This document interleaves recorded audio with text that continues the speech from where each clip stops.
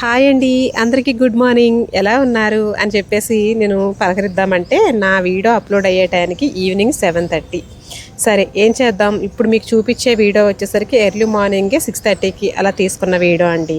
Night అయితే వర్షం పడింది, ఇంకా మార్నింగ్ అయితే నల్లని మేఘాలు ఇంకా అలా చక్కగా పట్టి మెల్లగా కదులుతూ చినుకు చినుకు ఇప్పుడు మీకు వాయిస్ ఓవర్ ఇచ్చేంత వరకు కూడాను నిదానంగా అలా పడి నేలంతా ఇలా చెమ్మగా ఆ ఆకుల మీద చిన్న చిన్న తుపర చక్కగా పడి భలే అందంగా ఉందండి వాతావరణం మాత్రం. అందుకని good morning and good evening అండి అందరికీ. అందరూ ఎలా ఉన్నారు? ఈరోజు వీడియోలో తన్నేళ్ళలో చూసారు కదండి, తాటి గారెలు అనొచ్చు, వడలు అనొచ్చు, మన ఇష్టం ఏదైనా సరే. ఈరోజు నేను మీకు చూపించబోతున్నాను. చూసారా, మన వాక్కాయలు సీజన్ వచ్చేసింది కదా, చక్కగా వచ్చేసినాయి. దీనిపైన పడిన చిన్న తుపర చూడండి, ఆకుపైన ఎంత అందంగా ఉందో. సరే, ఇంకా సీజన్లో వచ్చిన తాటికాయల గురించి అయితే ఎంజాయ్ చేసేద్దాం. ఇప్పుడు ముందుగా ఇదిగోండి, ఊరి నుంచి అయితే తాటికాయలు అయితే వచ్చేసినాయండి. ఇంకా ఈ తాటికాయ చూస్తే ఎవరైనా సరే అందులో ఉండే గుజ్జు నా చీర రంగులో ఉంటుంది కదండి. అంటే మ్యాక్సిమం షుగర్ పేషెంట్స్ ఉన్నా కూడాను అసలు కంట్రోల్ చేసుకోలేరండి. ఈ స్మెల్ కానీ దాంట్లో ఉండే గుజ్జును కానీ చూసారంటే ఆ టేస్ట్ మర్చిపోలేక ఎంతో కొంత నాలిక రాసుకోవాలనిపించేంత టేస్ట్ ఉంటుందండి ఈ తాటికాయని చూస్తే. ఈ పీచు తీసుకునే విధానం చాలా సింపుల్ అండి. మా చిన్నప్పుడైతే చాలా హైరాణ పడేవాళ్ళం. తాటికాయకి సంబంధించి ఆ గుజ్జు తీసేది ఒక వస్తువు ఉంటుందండి, దాని పేరేంటో నాకు గుర్తు రావట్లేదు. అయితే మా వీధిలో ఒకరికి ఉంటే ఆ వీధి అంతా కూడా చట్టం తిరిగేదండి. అంటే తీసుకోవడానికి తెచ్చుకొని మళ్ళీ అది కడిగేసి క్లీన్గా చేసేసి ఇచ్చేసేవాళ్ళం అన్నమాట. కానీ తర్వాత ఇంకా వేరే పరికరాలతో కూడా తీయడం మొదలుపెట్టాం. అది ఎలా అంటే మనకి బియ్యం జల్లించుకునే జల్లెడ ఉంటుంది కదా, ఆ జల్లెడిని నుంచి తీయడం కానీ, లేదంటే మనం తినే కంచాలు సూదు కొనతో ఉన్న కంచాన్ని చూసుకొని ఆ కంచానికి గీసి తీయడం, అలా చేసేవాళ్ళం. ఇప్పుడు నా దగ్గర ఉన్న వస్తువుతోటి నేను ఎంత ఈజీగా తీస్తున్నానో చూపిస్తానండి. తాటికాయనైతే ముందు అలాగా 4 పక్కల కూడా పగిలేలాగా కొట్టాలండి. మంచి సువాసన వస్తుంది, ముగ్గింది అనుకున్నప్పుడు మాత్రమే దీన్ని ఇలాగ మనం పైన పీచు అంతా కూడా దాన్ని కొట్టి అలాగా తీసుకోవాలన్నమాట. అప్పుడు మనకి ఈ పైన పీచు అనేది చాలా ఈజీగా వచ్చేస్తుంది. లేదంటే కనుక ముగ్గనివ్వాలండి. మరి ముగ్గుపోయింది కదా అని చెప్పి అశ్రద్ధ చేసామా వెంటనే పులిసిపోతుందండి. ఆ పులిసిందంటే మళ్ళీ దేనికి పనికిరాదు తినటానికి. కాబట్టి దాన్ని జాగ్రత్తగా ఆ పండు ఎలా ముగ్గింది ఎలా ఉందని చూసుకున్నప్పుడే మనకి అది పనికి వస్తుంది. ఏదైనా రొట్టె కానీ గారి కానీ తాండ్ర కానీ ఏదైనా చేసుకోవచ్చు. అయితే సంవత్సరానికి ఒకసారి వస్తుందండి, ఏడాదికి ఒకసారి. భలే అందంగా ఉంటుందండి, చూడటానికే కాదు తినటానికి కూడా అంతే టేస్ట్ అంతే ఆరోగ్యం. ఎంత పీచు ఉంటుందో చూడండి. దీన్నంతా కూడా ఇలా చక్కగా మెదిపి అందులో లోపల ఉండే మెత్తటి గుజ్జు బయటకు రావడం కోసం నీళ్ళను తడుపుకుంటూ ఇలా చక్కగా సాఫ్ట్గా చేసి పెట్టుకోవాలి. ఇవన్నీ కూడా ఒక ప్లేట్లో అలా చేసి పెట్టేసుకుంటుంటే మా అత్తయ్య అయితే ఇంకా అందులోకి పీచు తీసేస్తున్నారన్నమాట.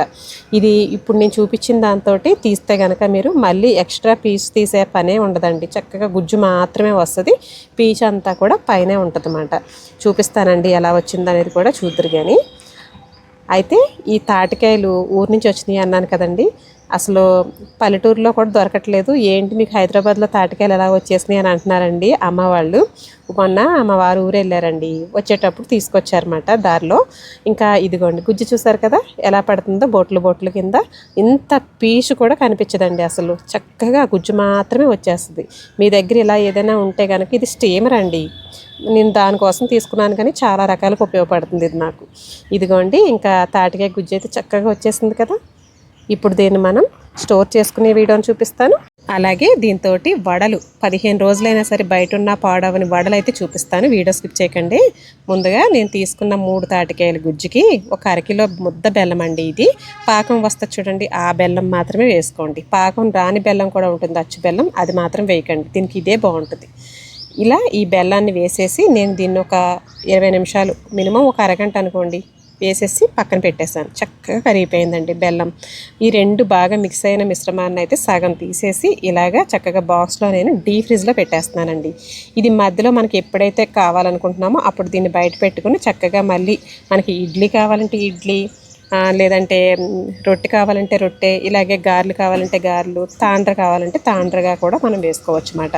మిగిలిన గుజ్జుతోటి ఇప్పుడు తాటి వడలైతే వేసేసుకుందాము. దానికి కావాల్సింది ఇడ్లీ రవ్వ అండి. ఇప్పుడు నేను ఏ గిన్నెతో అయితే ఇడ్లీ రవ్వ వేస్తున్నానో అదే గిన్నెడు నాకు తాటి గుజ్జు అయితే అయ్యిందన్నమాట. ఇప్పుడు నేను తీసుకున్నది బెల్లంతో కలిపిన గుజ్జు ఇప్పుడు ఇది చూపించిన గిన్నెడంతా అయ్యిందన్నమాట. అంటే మీకు 1కి 1 లెక్క మాట. ఇంకా అంతకుమించి ఎక్కువ వేయొద్దండి, మరీ వేస్తే కనుక రవ్వ రవ్వలా ఉంటుందన్నమాట. అది వేసుకొని ఇలా బాగా కలుపుకోవాలి. ఈ రవ్వ అంతా కూడా మనకి ఇందులో తాటి గుజ్జు మనం బెల్లం కలిపాం కదా, ఆ లిక్విడ్ అంతా మిక్స్ అయిపోయింది కదా, అందులో చక్కగా నానాలండి. అందులోనే ఇలాగా 1 కప్పుడు బియ్యపిండి వేసుకోవాలన్నమాట. ఈ బియ్యపిండి వేయడం వల్ల మనకి రవ్వ రవ్వగా లేకుండా మనం వేసే వడలు ఏవైతే ఉంటాయో అవి స్మూత్గా రావడానికి, కొంచెం ఇంకా క్రిస్పీగా ఉండడానికి కూడా చక్కగా బాగుంటుందన్నమాట. ఇదంతా కూడా ఇంకా ఒక్క చుక్క కూడా మీరు నీరు అనేది వేయకూడదండి ఇందులోనూ. ఆ గుజ్జుతోనే చక్కగా నానిపోవాలి ఇలాగా. ఇదిగోండి బాగా కలిసిపోయింది కదా. ఇప్పుడు దీన్ని నేను ఈజీగా ఒక 3-4 అవర్స్ అయినా సరే నానబెట్టేస్తానండి. ఇంకా దాన్ని మూత పెట్టేసి చక్కగా మెత్తగా నానాలి. ఆ రవ్వ ఎంత చక్కగా నానితే మనకి అంత మెత్తగా వస్తాయన్నమాట. మీకు రొట్టె అయినా సరే, గారెలైనా సరే, వడలైనా సరే, ఏదైనా సరే రవ్వ నానితేనే మనకి బాగా వస్తాయండి. ఈ పిండి కొంచెం టేస్ట్ చూసుకొని స్వీట్ ఎలా ఉందో చూడాలండి. ఎక్కువగా ఉండాలి స్వీటు. తింటుంటే అబ్బో చాలా ఎక్కువ ఉంది కదా అని అనిపించాలి. ఎందుకంటే వేగిన తర్వాత ఇది చల్లారిన తర్వాత కరెక్ట్గా సరిపోద్దండి.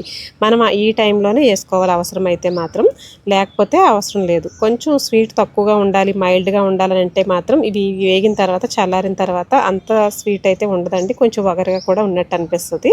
కాబట్టి కొంచెం స్వీట్గానే ఉండాలి. బెల్లం అవసరమైతే వేసే ముందు కలుపుకోండి. అలాగే దీన్ని నేను వేసుకున్నానండి. నేను ఎక్స్ట్రా మళ్ళీ ఇంకొక కప్పు బెల్లం దాకా పట్టింది.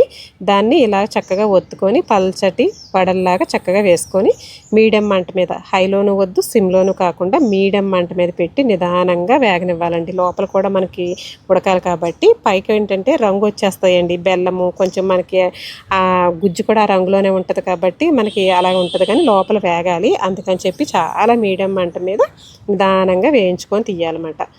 చక్కగా ఇలాగ గోల్డెన్ బ్రౌన్ కలర్ వచ్చే వరకు వేయించుకొని తీసుకున్న తర్వాత మిగిలిన పిండి నేను ఏం చేస్తున్నానంటే సగం పిండి మాత్రమే వేసానండి. మిగిలిన పిండిలో నేను పచ్చి కొబ్బరి యాడ్ చేస్తున్నాను. అంటే ఇంతకు ముందు వేసినవి ఏంటంటే మనం బయట అలాగో 15 రోజులు 20 రోజులు వదిలేసినా కూడా అస్సలు పాడవ్వండి. అసలు జిగురు రావడం కానీ వాసన రావడం కానీ ఏమీ ఉండదు. కానీ ఇప్పుడు నేను కొబ్బరి వేసి చేస్తున్నాను కదా, ఇది మాత్రం ఎక్కువ రోజులు నిలవ ఉండదు. కాబట్టి ఇవి ఇమీడియట్లీ తినేయచ్చండి. కాకపోతే నాకు కొబ్బరి వేయడం అంటే ఇష్టం అన్నమాట. అందుకని చెప్పి పచ్చి కొబ్బరి వేసుకుంటున్నానండి. చాలా బాగుంటాయి. సగం అయితే అలా వేసాను కదా, మిగిలిన పిండిలో అయితే ఇలా వేసుకుంటున్నాను. ఇదే పిండిని మీరు చక్కగా రొట్టె కూడా కాల్చుకోవచ్చండి.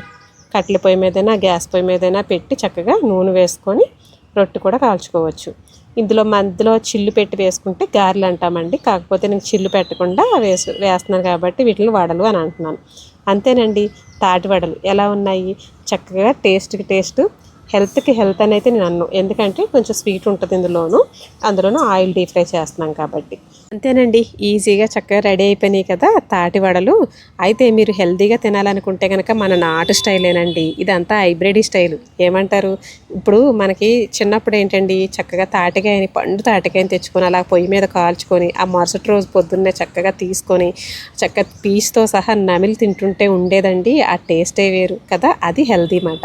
ఇదేంటంటే ఇప్పుడు మోడర్న్ ప్రపంచంలో ఉంటున్నాం కదా, ఈజీగా రావాలి, ఏదైనా కొన్ని రోజులు నిలవ ఉండాలి, స్టోర్ చేసుకోవాలనే పద్ధతిలో చేసుకున్న వంటలండి ఇవి. కాకపోతే మనకి నాటుగా అంటే కనుక చక్కగా అప్పటికప్పుడు తెచ్చిన తాటి పండుని చక్కగా తాటి గుజ్జు తీసి బియ్యపు రవ్వ వేసేసి చక్కగా అంత మూకుడు మీద ఆ కాటన్ చాకులు వేసి పైన నిప్పులు కింద నిప్పులు వేసి మెల్లగా కాలిన ఆ తాటి రొట్టిని మరుసటి రోజు తింటే ఉండేదండి. ఆ టేస్టే వేరు కదా. వీలైతే నెక్స్ట్ వీడియోలో ఎప్పుడైనా ఇంకా ఫ్యూచర్లో చేసుకుందాంలేండి. ఇప్పుడైతే అవకాశం లేదు కాబట్టి, ఇంకా కొన్ని రోజులు నిలవ ఉండాలి కాబట్టి, ఆ టేస్ట్ని ఇంకొన్ని రోజులు ఎంజాయ్ చేయాలి కాబట్టి నేనైతే ఇలా చేసుకున్నాను అనమాట. ఎలా ఉందండి? నచ్చిందా? నచ్చితే వీడియో లైక్ చేసి షేర్ చేసి సబ్స్క్రైబ్ చేసుకోండి. ఉంటాను మరి. మళ్ళీ ఒక మంచి వీడియోతో వస్తాను.